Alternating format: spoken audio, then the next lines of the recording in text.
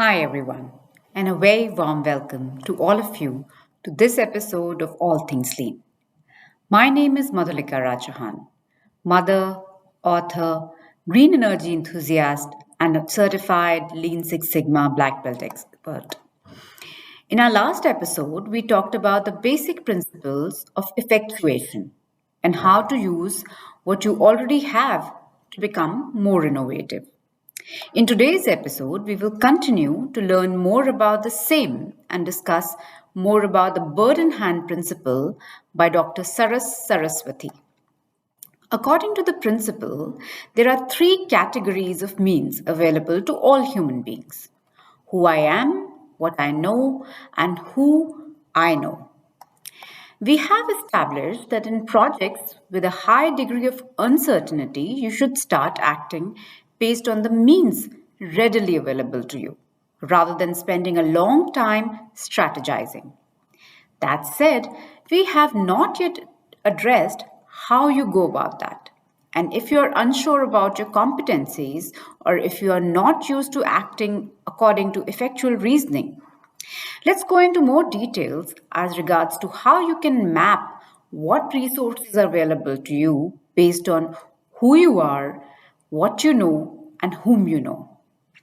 If you want to get a clearer idea of what means are available to you, you can start by taking a closer look of who you are, what you know, and who you know. According to Aristotle, a classic Greek philosopher and one of the founders of Western philosophy, knowing yourself is the beginning of all wisdom. Who I am relates to your identity, your values, attributes, and abilities. This is not what we usually think about when we consider our means in a professional setting.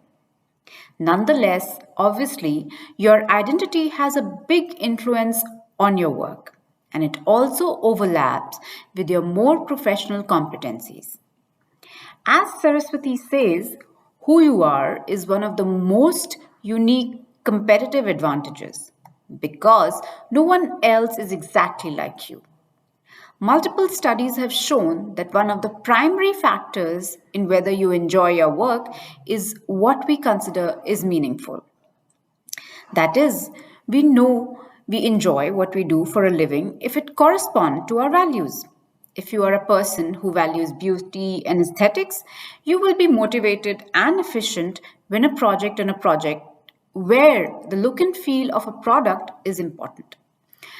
If you place a high value on taking care of the environment, you will be more efficient and happier working on a green project than for an oil company. If you have an outgoing personality and the ability to connect well with others, you will obviously be able to use that to your advantage in projects that require contact with a lot of people or where you need to motivate others. We do not always have a clear overview of our identities, but mapping our values and attributes can help us use our strengths in new projects. That your personality influences your work and what you are good at is obvious. But many of us do not have a clear overview of exactly what our values are and what personal attributes we can use in a work setting. If you want to discover new opportunities for innovation and creativity, mapping our values can be of great help. Here we'll talk about a simple value mapping exercise. So, what does it entail? We start by writing down as many personal values as we can think of. Think about what makes you motivated and committed in everyday life and work. It might help you to think about past and present projects and what motivated you about them.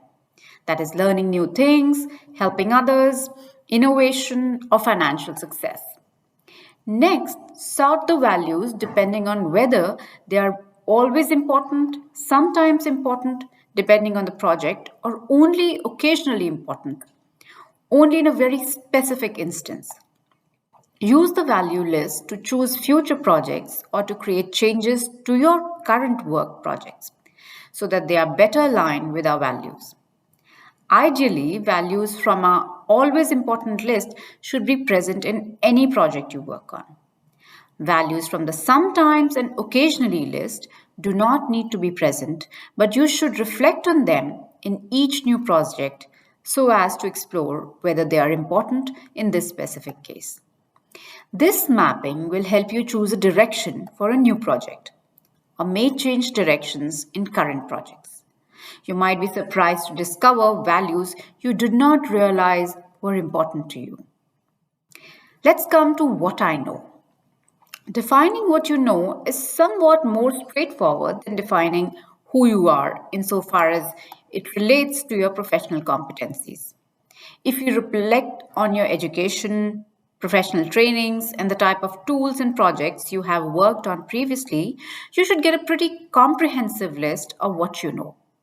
If you are looking for new opportunities, creating a list of your professional competencies can be a good way to remind yourself of skill that you no longer use that might be relevant for a new project. However, in Saraswati's sense, what you know is not just related to tangible professional competencies, but also to more intangible personal competencies that lie somewhere between who you are and what you know. Examples of more intangible competencies could be that you are good at making decisions or that you are good at empathizing with others. Some of these competencies that you have are probably aware of, but others might be easier for others to recognize as being qualities that are present within you. Getting distance on ourselves is often too hard a task for most of us to find all aspects of ourselves and objectively so. So, having others help you map your own competencies can show you competencies that you were not previously aware of, and it can help you discover new opportunities. You can use these competency mapping exercises. It's pretty simple. For this exercise, all you need to do is gather 3 to 5 people who can help you out. You should all have a pen or a post-its. One person interviews you, the other person observes and takes notes. When you are interviewed, think of success story. Some smaller or larger project that you felt was a success at work or your studies or as an entrepreneur. Tell the others very concretely what happened and what you did. The person interviewing you helps you ask follow up questions during the story, like what concretely did you do? How did you solve that problem? Participants who are observing note down all the competencies and personal qualifications they hear in your story. First, post it for every qualification. These can be personal as well as professional competencies. Example sketching, decisiveness, empathy, etc. After the interview, you do a shared reflection. Each person gives you his or her post it one at a time and explains what he or she has written down and why. Since you're all gathered, you can return the favor and take turns interviewing each other. After the session, do your own individual reflection. Think about whether some of the competencies surprised you. How might you have used those in projects? Choose 3 competencies and describe how you can put them to use in a project you're working on in a way that is different from what you are doing right now. Now we come to whom I know. Whom I know refers to the people in your network. According to Saraswati, you should think of people you know as one of your means and create new opportunities by collaborating with people in your network. Other people can contribute with means that are not available to you, either because of who they are and what they know, or whom they know. According to effectual reasoning, you should not just sell your own vision of an idea or problem to people who might be able to help you with the project. Rather than creating a perfect elevator pitch, be open about what the other person's interests are and how you can create something new together. This will help create more committed collaborations where each person is personally invested in the project. It also means that the project will change whenever someone new becomes involved. Ideally, then, nobody will end up captaining the ship. and steering it off course from what the collective wants. As with the values and competencies, mapping out your network can help you if you are in doubt of who you might be relevant to involve in a project, or if you cannot, think of someone with whom to collaborate. Here you might to think outside your working environment. You can do this network mapping exercise to do that. Write down the names of people in your network who might be able to help you in a current or a future project. Start with the inner circle and move outwards. It's always a good idea to think outside your working environment when you're mapping your network. When you have described the network, choose three most relevant people whom you would like to contact. Think about what you would like to ask them and why they are being contacted by you is beneficial.